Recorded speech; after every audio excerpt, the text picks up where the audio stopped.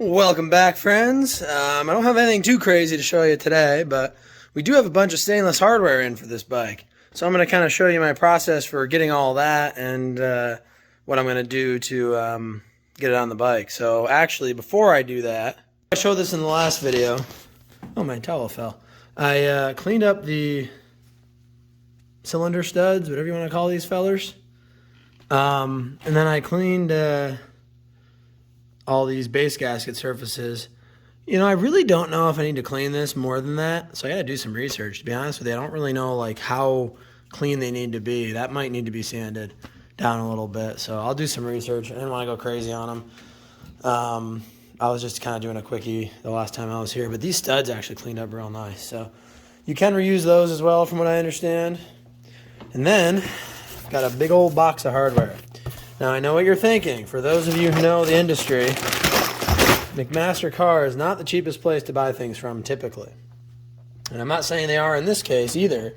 However, I will say, usually their hardware is pretty competitively priced. I use them a lot through my job, so I see their prices on a lot of stuff. And not only that, but I had such a list of different sizes I needed. Honestly, their interface is so easy to use. Whatever premium I had to pay to use their service, it was totally worth it to me. And I also know what you might be thinking. Oh, Jake, why didn't you buy like a hardware kit made for your bike? Couple of reasons. For one, I actually like the knurled head. Now, I know that's super controversial, and I also like the numbers being written on the top and like stuff like that. I know, that's weird, right? Everybody wants the polished stainless or chrome, and they want it smooth and all that jazz.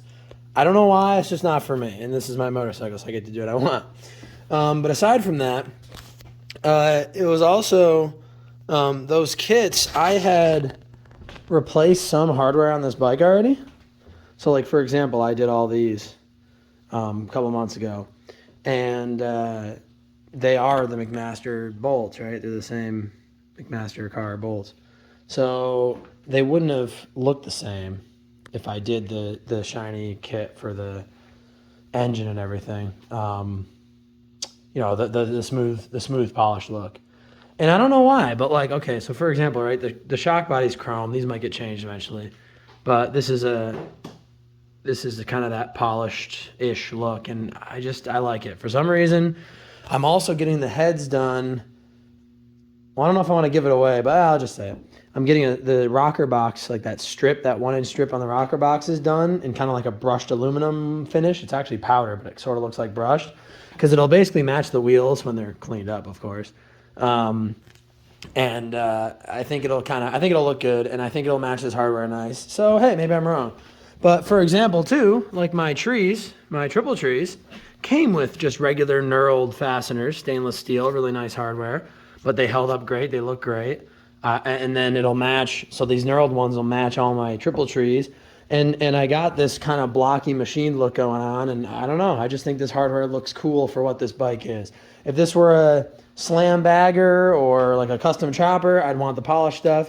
This is like a utilitarian, like sport, you know, cruiser, performance cruiser. So I just think it looks cool.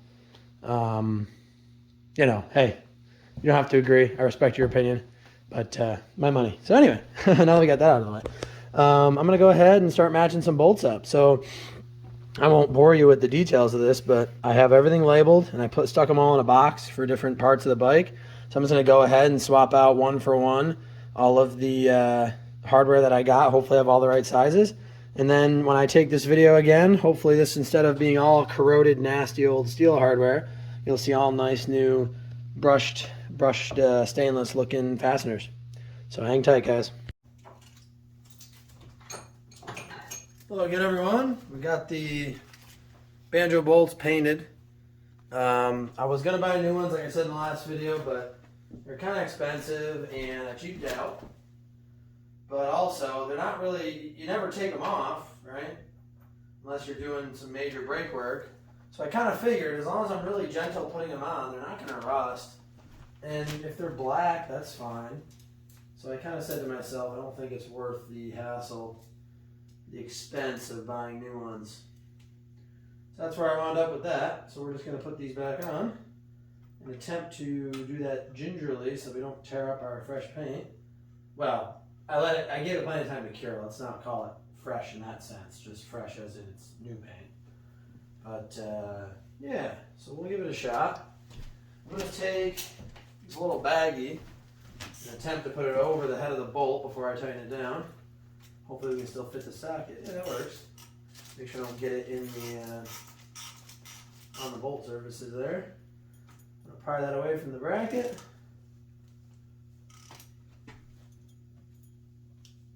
Okay, should be tight enough. You don't need to kill brake bleeder screws, banjo bolts.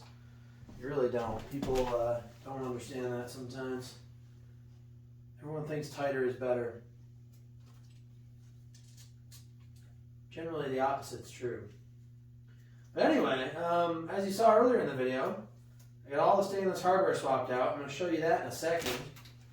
I'm going to show you what that all looks like. I think it came out pretty darn good. And, well, let me, I think it looks a lot better than the corroded hardware. Obviously, nothing's on the bike yet, so we'll see how it looks on the bike. And then I'll kind of show you a couple of my thoughts. Because it didn't go perfectly. But I ordered a bunch of hardware and got most of it right. So I'm actually pretty happy about that. I think I did a pretty good, did a decent job on it. So. Yeah, get this guy tight. Torque to spec. Those look pretty good being black, actually. I'm kind of glad that I decided to paint these. I'll bring the camera up close in a second. Get the rest of them attached. Yeah, it's worked out well, I must say. I like how this brake line routes through. It's a super clean look. I don't mind wires hanging off. I think it looks kind of cool in its own way. But I know that like chopper guys and stuff love their cabling to be routed super clean. These Pro One Performance trees, Jake, stop eating stuff, please. These Pro One Performance trees, allow you to route all your cabling through the center of them, and it is a really good design. That is not something I even thought I cared about when I bought them. And at the end of the day, it's not like a huge deal if you just route your cables outside, but it was an unexpected perk, so I'm very happy that it has it.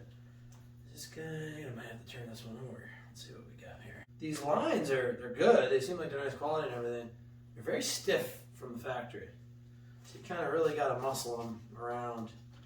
It's also kind of chilly in here. It's the beginning of winter in upstate New York here, so it's actually 40-something degrees out today, which is surprisingly warm for the time of year, but still cold in the scale of motorcycle parts. I suppose that's tight. Yeah, we'll get these. Play around with them a little bit. It's kind of weird how they're just diving in. I might just bend them out a little. I'll show you what I mean. I'm gonna give them some time to kind of just set, and maybe they'll kind of learn a new position. So here's what we got. And it sucks 'cause I got all the straps, but you can see the brake lines here and here. They kind of duck in toward the fender. Not a big deal, but I just gotta they're all like, I don't know, they're just all not straightened out yet. So I'm gonna give them some time. They might just kind of find their own shape over time, especially with the suspension going up and down. Not a big deal. They look good anyway, so really it's not a huge problem. They're just very stiff right now. I think I can almost just kind of bend them the way I want them. They, man, if you, you could always turn these down if you had taller forks. But, I mean, obviously the suspension's fully extended, but you wouldn't want these to be any shorter, really. Then again, this is the tallest bike they can possibly go on from the factory. So, this is all my hardware. More hardware. I labeled some of it. I basically bagged up all the old hardware.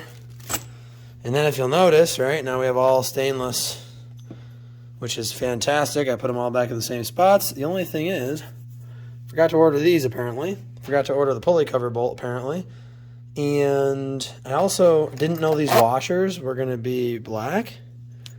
And they're also, they're not as tight fitting to the bolt as the stock ones. So I might do something different with that. I'm not sure yet, but they're all going on black surface anyway, so you probably won't even notice it. I'm probably overthinking it. But it would kind of be nice too if they're a little bit tighter and kind of stay contained. So anyway, we'll see what I wind up doing. Not a big deal if I leave them as is. And then, yeah, I still got to polish these fellers out and the head bolts. But, oh, I painted the other head bolts, just the heads. So they'll be good enough, just for corrosion protection. I don't care if those get a little bit chipped up because you can't even see them. And, yeah, I think that's most of it. These are the new stainless exhaust flange bolts. So that'll be nice. I had my new exhaust flanges somewhere over here. I don't know where they ran off to, but not a big deal. And yeah, I think that's all we got for tonight. Oh, actually, one more thing. Let me show you the brakes up here. So that looks nice. Chrome, you get the black here. It just looks good. It tucks right into the forks right there. So it's pretty clean off the handlebar. A lot better than when it ran right here and was zip tied to that. So that's much, much better. What else did I do? I did stainless axle nut, which is just a little nice touch. Oh, you know what? I bought all these nuts to change out too. I should do that. I could do that tonight maybe. We'll see. Anyway, a lot of stainless stuff. Stainless tank bolts. So little by little. Hey, stop eating stuff, please. Fender bolts. So anyway. All right, guys. Another short video, but I don't have any of the powder coat or the engine parts back yet, so I'm just doing a bunch of tinkering little stuff.